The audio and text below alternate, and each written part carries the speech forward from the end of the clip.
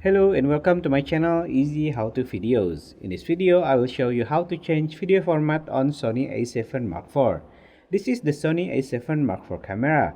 This camera is very good for taking photos and shooting videos. And one feature that really good in this camera is the video format that supports HEVC HS format. By using the HEVC HS format, we use HEVC codec which has high compression efficiency. So the camera can record movies with higher image quality than HEVC as movies with the same data volume. To change the video format on Sony A7 Mark IV is very easy. First, you need to turn on the camera by sliding the power button on the top right. After the screen is on like this, you can press the menu button.